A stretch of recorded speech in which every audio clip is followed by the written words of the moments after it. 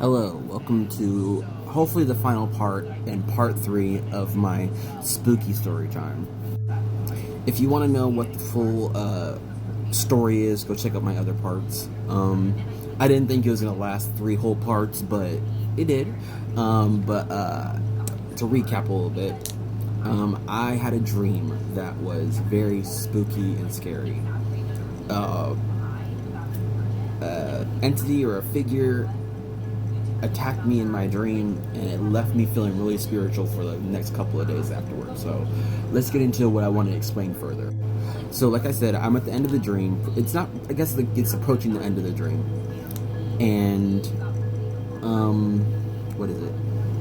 I get to the door where my mom is. It's a glass door, not like a glass door, but it's like a door that has like a what do they call it? A stained glass window in it. And I bang on the door, bang on the door, bang on the door. Sorry, I saw something. Hopefully it's not the entity. Anyways, so I bang on the door, and my mom. I was pissed. I was upset. I wondered where my mom was. Like I said, I was already trying to get the fuck up out of this dream. As I realized at that point, I was dreaming. I was lucid dreaming, and I did not know how to get the fuck out of my dream. And I try to get my mom. And a light pops on in the back, and some time passes. I still bang on the door, but like it's like the light pops on the back, like someone like woke up and saw that I was banging on the door. But my mom comes off from another side that's not the door where the light popped on. She comes from the side, like she's sitting on the couch or something like that, and she walks over and she opens the door. I was like, "What's going on?" I was like, "Where the fuck were you at?" I was getting attacked in the house because you left me, blah blah blah, da da da da da da. And, you know, it was a whole thing. It was a whole shebang, a whole show that was creepy, spooky, and upset me deeply.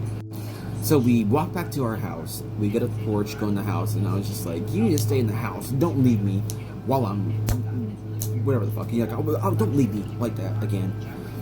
And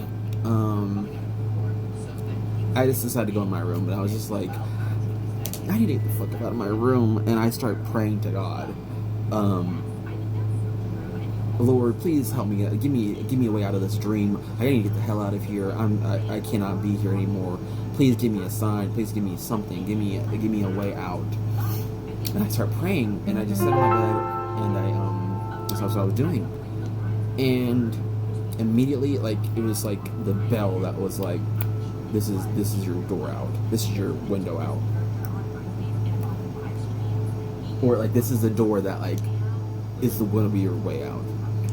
And at this point, becomes a very like emotional dream, because it goes from, you know, stress to blah blah blah. But this is very emotional because one thing. But usually when I'm in a dream, what wakes me up all the time usually is I start crying. If something makes me emotional or makes me sad or makes me like, you know, brings the tears out. So at this point, it gets really emotional for me. So at this point, the bell that signifies as the door is opening for me to get out of this dream is my cat cries at the door. And I was just like, oh, Mello. His name is Mello. I get up and I was like, Mello's at the door. And I was like, come in, baby. I go to the door and I let him in. I come in, baby. And miraculously, it's daytime at this point. Like it was like pitch black outside, and then it flips it and now it's daytime. And he comes in the door and he yells, like, let him in the door. And I'll be very honest with you, like, when I was looking at him, he didn't look normal. He didn't look like, because Mello is a gray tiger cat, and he just didn't look like himself. He didn't look normal. Like, it's not like you're like depicting him like your brain, like, you know, when you're having dreams, your brain doesn't exactly get everything like to point, but it just didn't. It looked like a distorted version of him. So he comes in the room, and I had this little chair that sits on the opposite side of my desk, and he jumps up on that chair, and I plop down on my bed, and I was just like, I need to get the hell out of here. And I just start thinking, and then he cries, but when he cries, a voice comes out, and like I realized like I heard his voice. I was just like, is he talking to me right now? And I say, what? And then he repeats what he says, because I have no clue what the fuck he said. He repeats what he says, like, why are you so mean? And I was just like, what do you mean? Like, what? And he cries and he talks. And he tells me, I thought you loved me. And I was just like, I do love you. What do you mean? And immediately the waterworks start going. Because, like, I do love you. I always love you. What are you talking about? And I go down to him and I start hugging him. And I was like, I do love you. I always love you. I thought I loved you. I do love you.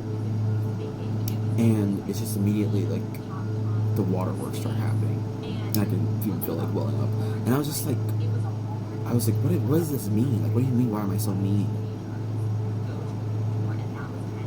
I guess it's like there were a couple times like where I was like not the nicest to him because he used to cry a lot, and I would just be like, "Be quiet, hush." And he was just like that type of cat. He was very much a talker cat, and he would cry every time he wanted food and stuff like that. So I'd just be like, "Be quiet, hush, baby, whatever."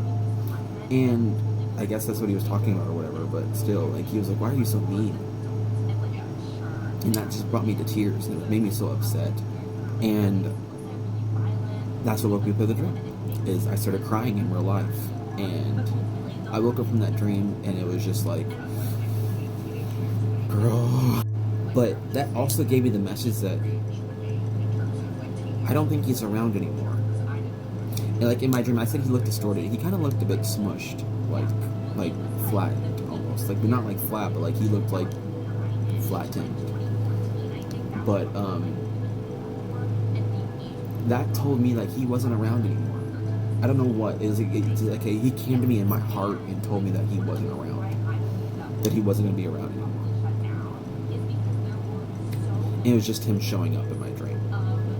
So when I get up that morning, or like later on that morning, like I said, because I had fell asleep like at an odd angle or whatever the fuck like that. But I got up, I went out the door, and I called for his name, and I was still like tearing, crying, and he didn't come, and he never came back, and he's not back, and that's what I assumed he passed away. Yeah. Like I said, this dream made me kind of become very religious for the past couple of like the days after it, and like it still has like a little bit of an imprint on me because like how much the like shit that went on in that dream was kind of wild and wicked and fucking crazy. But I don't know. It left me with feeling like after the dream I started analyzing everything that was going on in the dream, and like literally I feel like there's like a lot of different key elements to the dream that meant something. Like there's hidden meaning behind certain things. Like one thing that really sticks out of my brain is my door being open in the dream, like when the figure appears, is I think either my mind or my heart being opened, and this thing had a way in. It had a way to walk in without me knowing and without like anybody else seeing it or protecting me, something else protecting me at the time.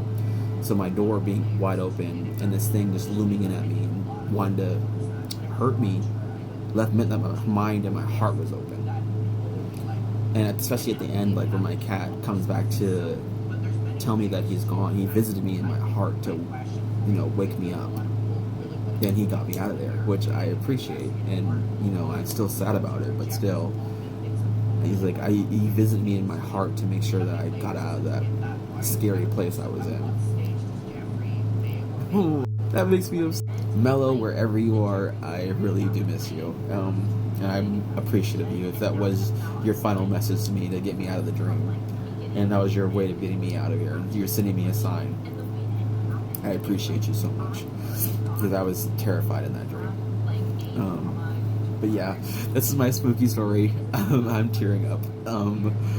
Yeah, I hope you enjoyed this 3-part little series.